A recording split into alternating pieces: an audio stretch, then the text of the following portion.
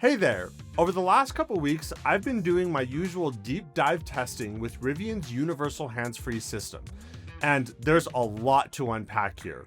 It's a very capable system, but there are a ton of guardrails and nannies and safety nets, so there's a lot to discuss. Let's get into it.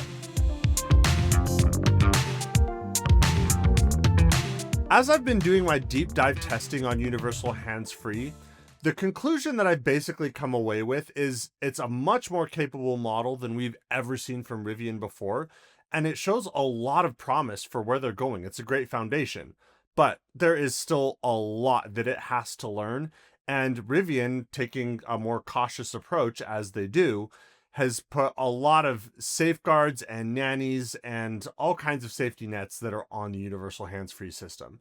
So in this deep dive, I want to take a look exactly at what the model is capable of, what it's not capable of, and how all of these safety nets are working. And this will give us a good clue of where Rivian's going.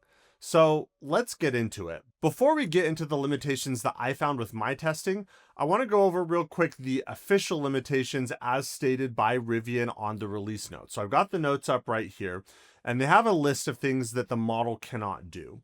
It says it cannot drive through high curvature roads such as roundabouts and sharp turns. It can detect special use lanes like bike lanes, bus lanes, things like that. It can't detect and react to oncoming vehicles, uncommon objects, things like that. Although, even though that's explicitly stated, it did seem to react to some of those things, but we'll get into that a little bit later. It says that it can't react promptly to other road users around blind corners. It won't slow down for speed bumps, dips, things like that. It won't steer in response to temporary lane markings like cones, barrels. It can't react to special crossing scenarios such as railway crossings, and it can't follow navigational routes like point-to-point demo that they gave on Autonomy Day or like Tesla's FSD. Some of these limitations are true. Some of them are a little bit less true. And I don't know. Well, I guess let's get into what I found. As a foundation, I think that we can categorize all of these limitations and nannies into sort of three different categories. The first category is a driver warning. This is something like a warning that pops up on the screen when you're approaching a traffic light. Rivian has made it so it doesn't force you to disengage when you're approaching a traffic light, and it's up to you as the driver to decide what to do. If the light is green or there's a lead vehicle in front of you that is stopping at the light, you can just leave the system engaged and it will just do what it needs to do and it'll work perfectly fine.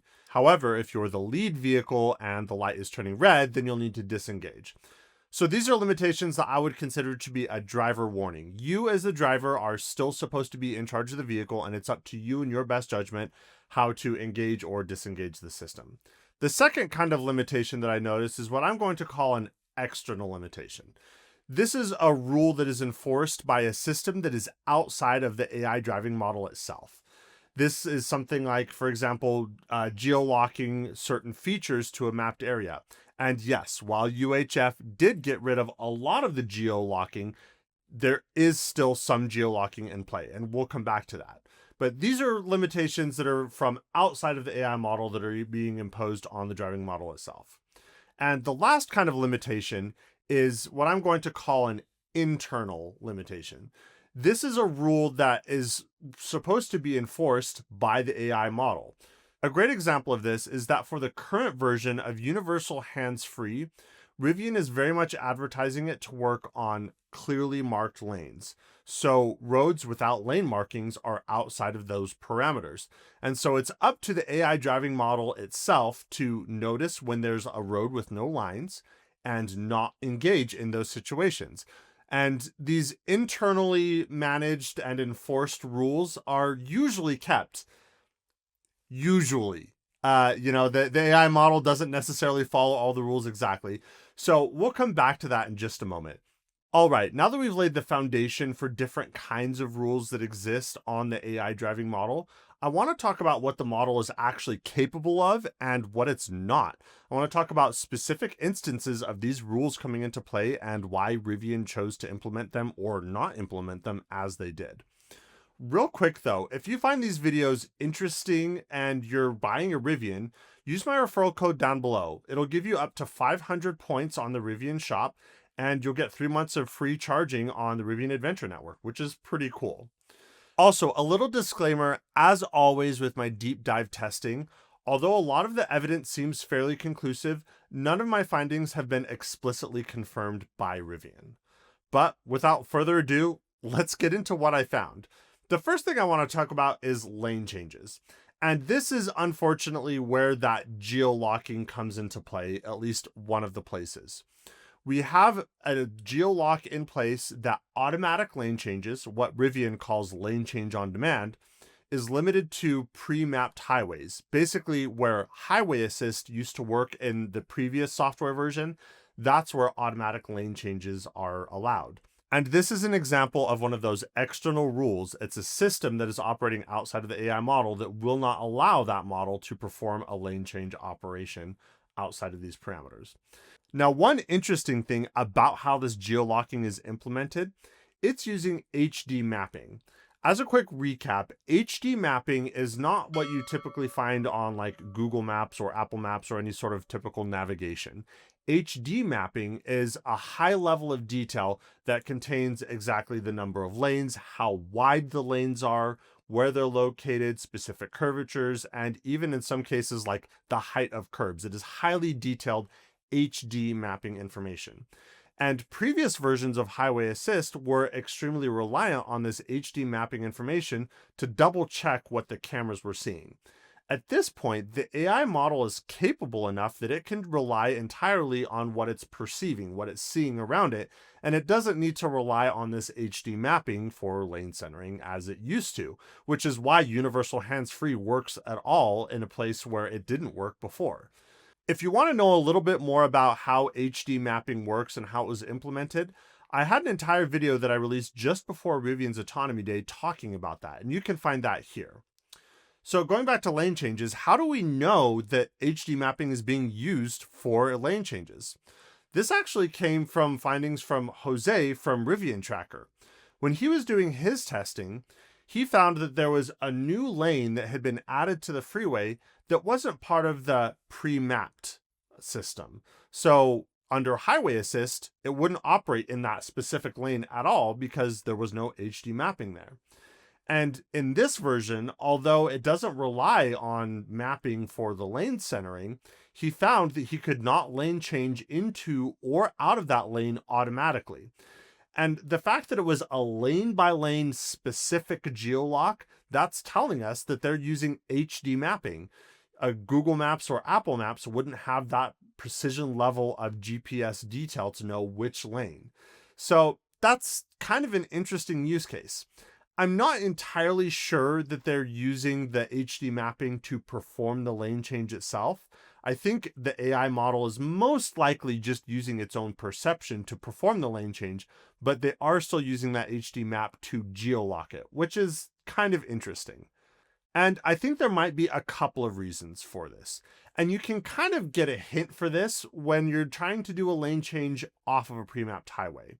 When you do a lane change in this situation, it operates a lot like the manual lane change on the highway or like the Gen 1 Rivian system was, where you turn on the turn signal, you move into the next lane, and it automatically detects when you're in the next lane, turns off the turn signal, and then resumes lane centering. And for the most part, this works as expected on and off the highway. Doing manual lane changes always worked fine. Well, mostly worked fine for me. There were a few times I actually noticed where I would turn on the signal, change the lane, and it would fail to detect that I was in the new lane, and it would just sit there and just blink continually and wait for me to turn off the turn signal. So I had to manually turn off the turn signal for it to resume lane centering again. So although it's pretty good, it's not 100% accurate at detecting when you're in a new lane.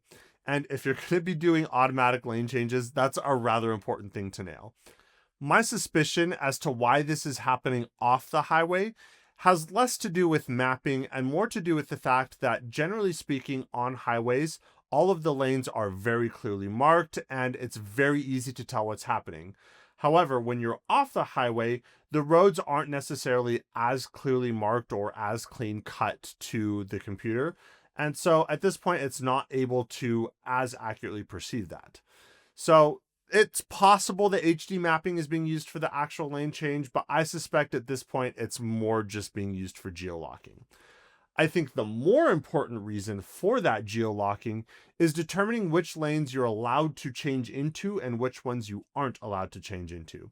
You don't want, for example, the system to allow an automatic lane change into oncoming traffic on the wrong side of the road. And the system has to be able to detect that with the cameras and an understanding of the road itself. As all of us who have used highway assist before know, relying on mapping is a mess. Things are constantly out of date, things are constantly changing, and you just can't rely on that. So before the system can be allowed to operate on any road, it has to be able to reliably detect when you're in a new lane, and also if a lane change is even allowed, so people can't lane change into oncoming traffic or dangerous situations like that. The next limitation is the sharp curves limitation, and oh boy, there's a lot with this one. Sharp curve seems to be the favorite pop-up message on the screen. It pops up more than any other kind of warning.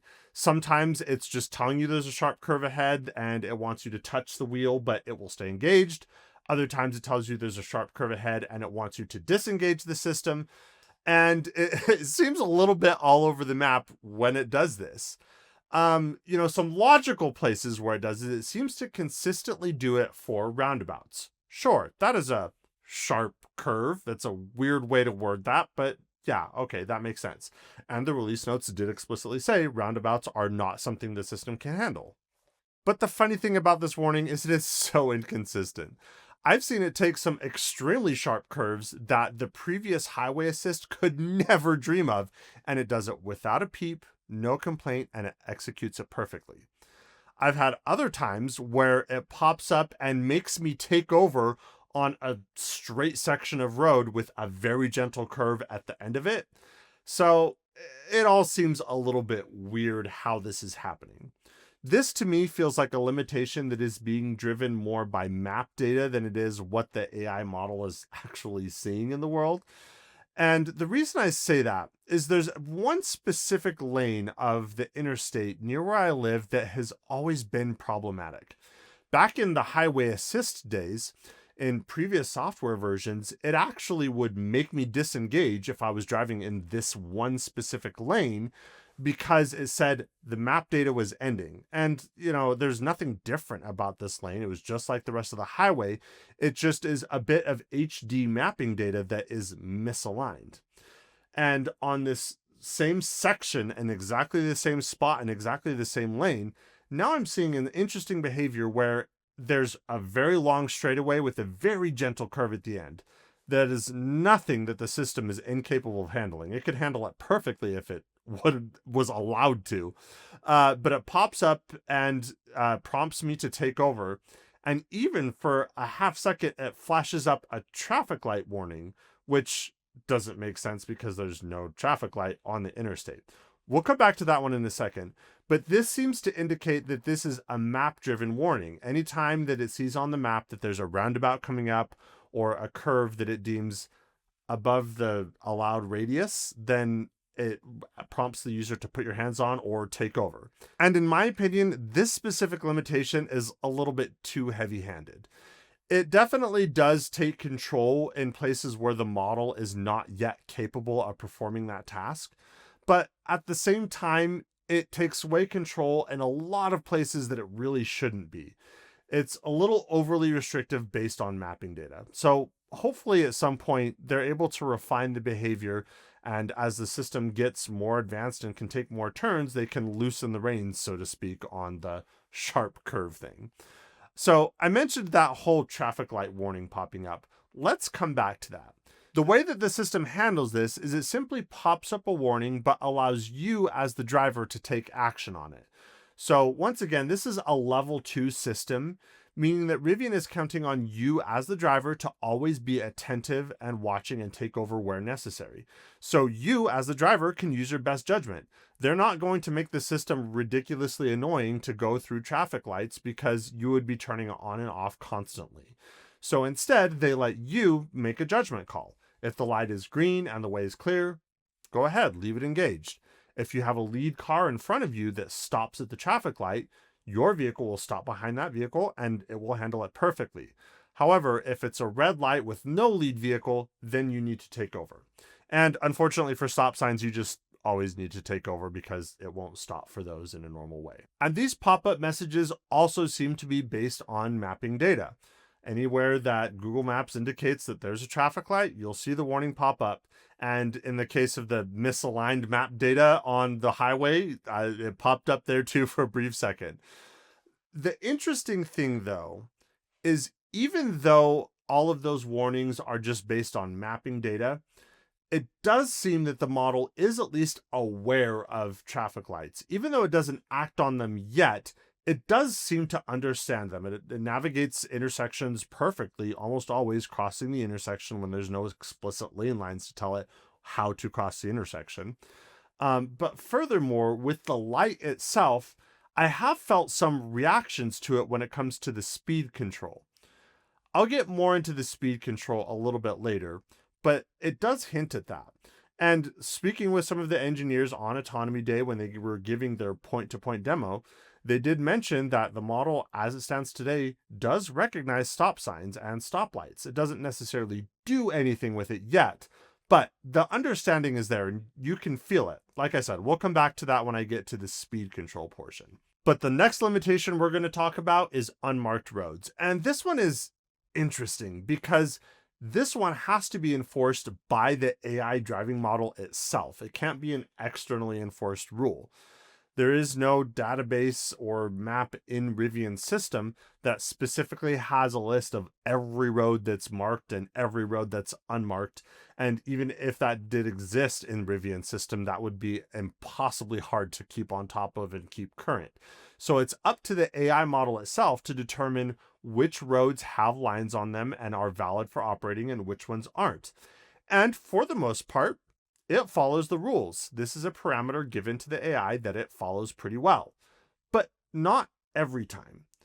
One interesting thing that I noticed in previous software versions is on certain unmarked roads, it actually hallucinated lane lines on the driver's display. It would visualize lane lines that did not exist in the real world. And the funny thing about those lane lines that it was imagining is, for the most part, those lane lines were where lane lines would be if the road had them. So I found that to be sort of interesting. And in some cases, there's a seam in the asphalt in the middle of the road that perhaps could be perceived as a lane line, but it also did it on roads with no seam at all. So of course I had to know, in this software version, would it still hallucinate those lines that didn't exist? And if so, does that mean that it would work on these roads where there's no markings, even though it's not supposed to be able to work on those situations? Well, I had to try it. And the short answer is yes, it did work. Before I go any farther on this though, I do not recommend that you try this yourself. I did this on a road in the middle of a field with nobody on it and both of my hands firmly on the wheel. And it worked pretty well, but it was a little bit wandery. So very interesting. This is an indication that the model that is in this system is far smarter than anything Rivian has shipped before. Even without lane markings, it understands the geometry of the road and where you're supposed to sit on the road. Albeit a little wandery, but it does have an understanding of that. Where it did work extremely well is on roads with only a center lane and no edge marking. It worked flawlessly in these scenarios. And again, that's a great indication of the AI model understanding the geometry of a road to see where the edges of it are.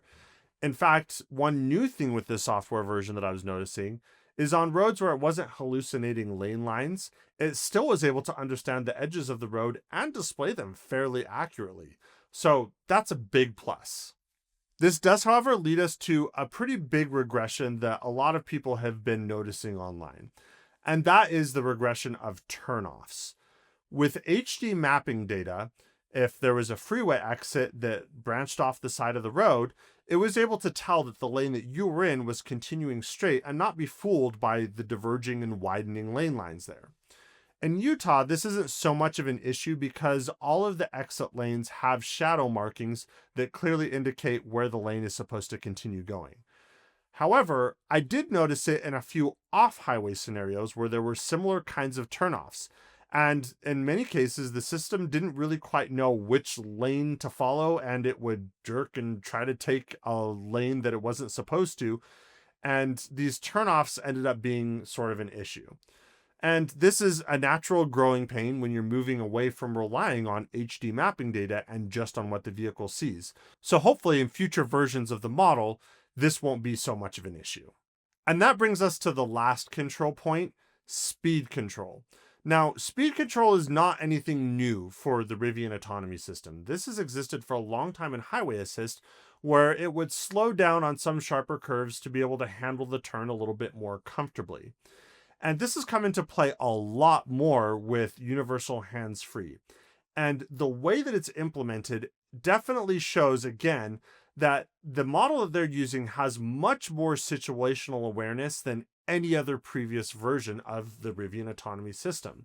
It slows down for curves just as previous versions used to, but it also seems to slow down in other situations as well. So remember how I mentioned traffic coming across intersections and how that's not supported? Well, I noticed that in this version of the software, there were a few times when it saw vehicles crossing the intersection and it did react and slow down for them. Albeit, it was a bit aggressive for that. It seemed to be overly cautious.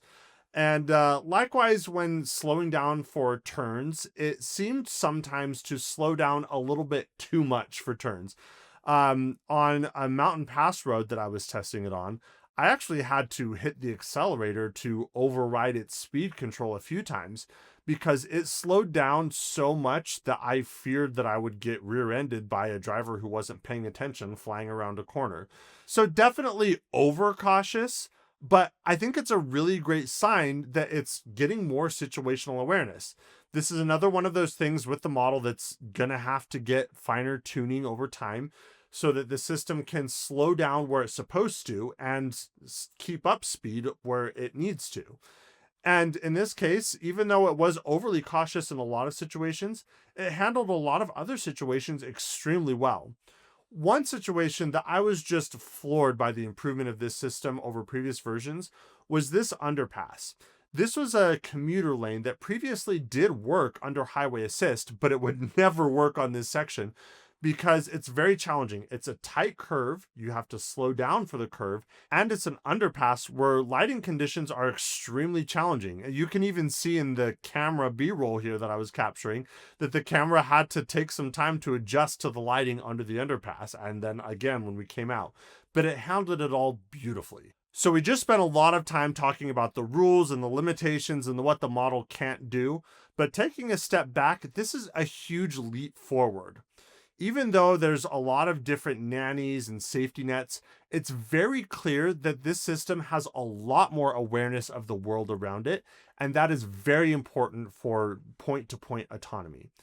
Rivian's system is only going to continue to accelerate with its training if it follows the trajectory that they've been on up to this point. And honestly, I have pretty high hopes that they're going to continue on this trajectory. The system is clearly way more competent at handling way more situations than ever before. Universal hands-free is a huge win because one of the biggest complaints that Rivian customers have had up to this point was having lane centering only on the highway. Having this unlock is a huge leap forward both for the consumer as well as for looking forward into Rivian's future.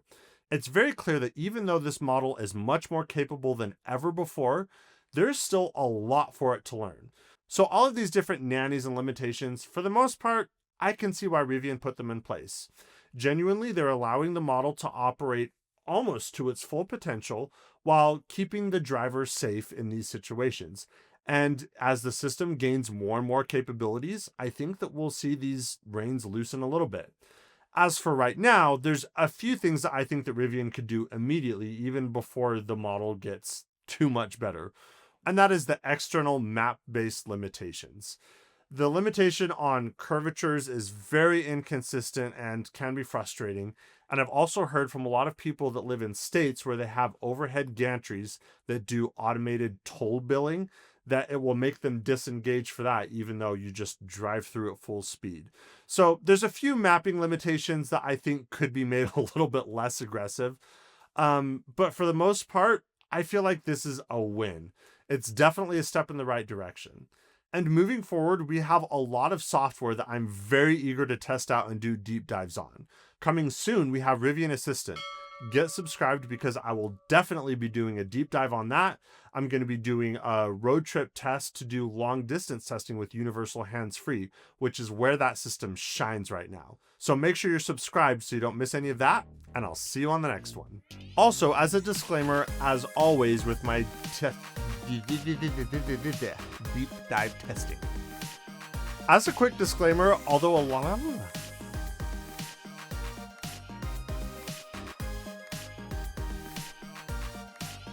Here we go.